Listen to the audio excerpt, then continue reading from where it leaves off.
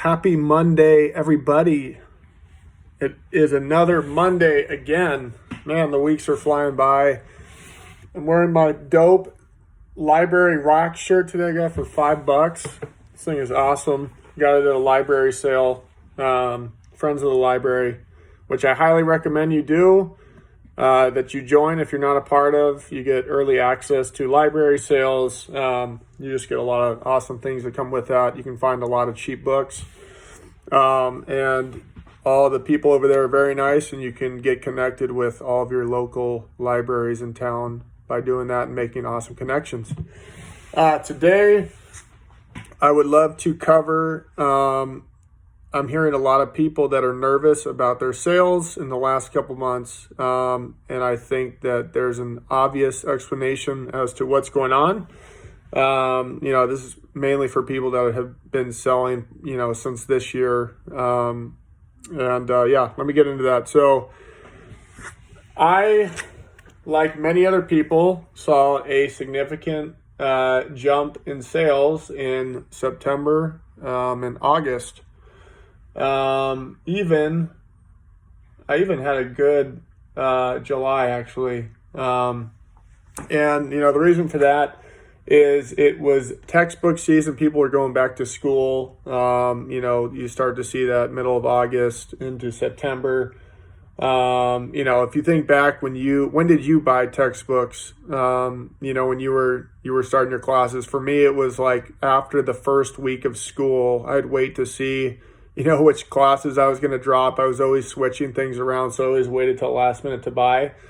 So there's even textbooks that are sold, early, middle of September. So what that not only does, you guys, it not only throws off your sales numbers and inflates them, but also you have to realize your average sale price is going to skyrocket along with your payout per book, which I think is the most important metric, payout per book. If you're not tracking that, you need to be tracking your average payout per book. Now that's if you go to your orders tab, payments tab. Let me just verify for you guys the easiest way for you to get there and track this. So if you go to reports, you go to payments, and then you go over to transaction view. You need to be looking at this. So your total payout is all the way over to the right under total. So you need to be tracking that for a ton of reasons, which I can cover. One, if your payout is low, then there's probably two issues. One, you're not pricing your book correctly. And two, your average sale price is low, which is also correlated to your pricing. Essentially, there's only so high you can price a book strategically, right? If you're sourcing a bunch of smaller paperback books, gosh, I'm surprised I don't have one right next to me with how many books are in here, but, not necessarily this one, but, all those little romance novels, those are, topping out about $6 and $7 a piece. So that'll bring down your ASP, your average sale price, significantly, as well as your payout. And if you're cherry picking, you shouldn't even be dealing with those for the most part. If you're in bulk, you should, because obviously you already bought all the books. You might as well take what books you can profit from, as long as they are netting you money in your pocket. In fact, is this one right here? Let's see. No, but it looks kind of like one. Anyways, these are what I'm talking about. They usually net anywhere from 50 cents to $1 usually. And that really does drive down your ASP for me. Mine went down about $2 when I started going bulk, and adding all these smaller ASP books. Like I said, they're around $6 and $7. So, bottom line, don't be worried right now if your sales have dipped in the last couple months. Also, don't be worried if your average sale price is down and your payout per book, because that should be natural. My sales didn't dip. They actually flatlined, which was, I was kind of like pessimistic about it, but then I realized, well, actually, wait a minute, that's pretty dang good, because that means I just kept pace with textbook season, which means when January rolls around, you guys, it's going to be really nice. I got another 3,000, almost 3,000 books that are going out this week. So my inventory levels have really just jumped up big time. I was at 4,000 books. I think it was September 15th. And if you look back in other videos, and I'm getting the dates wrong, I'm sorry, but I think it was like September 15th off the top of my head. I'm now at 8,400. I'm about to hit 11,000. Even after I sell through, while these pallets are going in, I should hit around 11,000 books in inventory by, call it early December. So, and even by then, I'm going to have another 2 more pallets going in at least. So the growth over here has been insane, and I'm really excited to see where things go.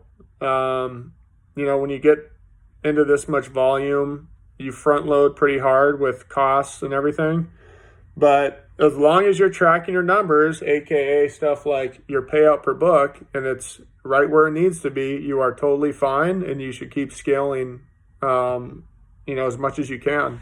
Right now, I'm working like a dog, and I got 2 part-time guys that scan with me, and then I also have a guy who comes in and lists on the weekends. He only worked a little bit this weekend, but he got, he processed something like 410 books, I think it was, which is 410 I don't have to do. And I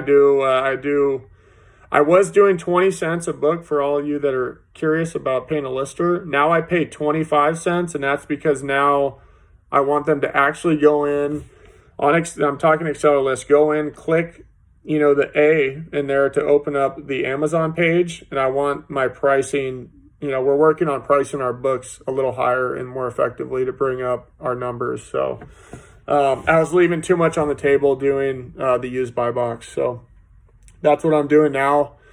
But yeah, any of you guys out there, you're struggling with whatever it is, you can't find books, your average sale price is low, don't just focus big picture. There's always going to be ruts in like any other business. Keep looking for new sources.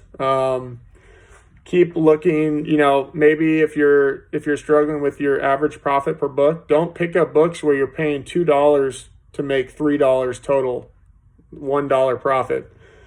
That's not worth it. That's not going to make you the money you need. I always recommend, don't pick up a book unless you're making 2 to 3x. So don't pick up a book that's $2 unless you're making $4 minimum.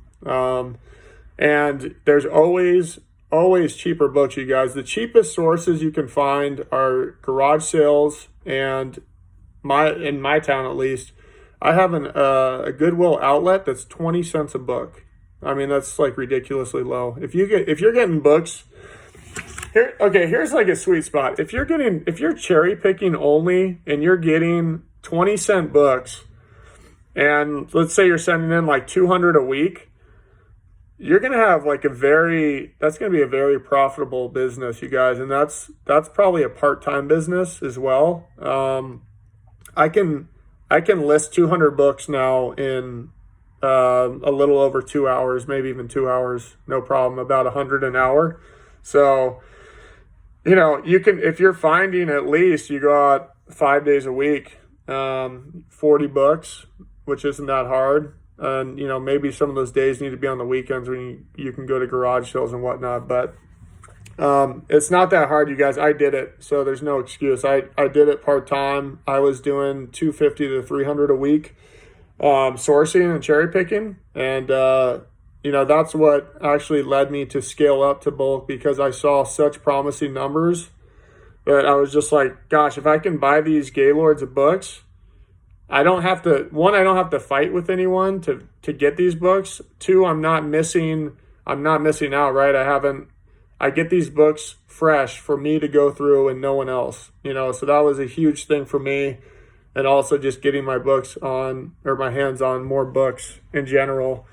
You can only source so many in a day, you guys. So if you bring the books to you, it's unlimited. The opportunity is unlimited. And we're at the point now where we're doing anywhere between like 20 to 30 Gaylords a week. So it's been pretty crazy. I'm spending about $6,000 a week on books, or sorry, $6,000 a month on books, $1,500 a week. So, and my payouts are a little behind that. And they won't be once textbook season hits again, because you have ebbs and flows. And also all my inventory, like I said, it's such a heavy front loading thing. All my inventory still hasn't gone in. I have so much that's about to roll in. I mean, think about this, if I'm at 8,400 books right now and 3,000 are inbound, that's, it's almost 50%. That's almost a 50% increase, call it 40% increase in my inventory overnight. So that'll at least translate in, maybe it's not a 1-to-1 in the sales conversion, but it's going to bump my sales up a ton, and it's only growing exponentially all the time, you guys. So really exciting stuff.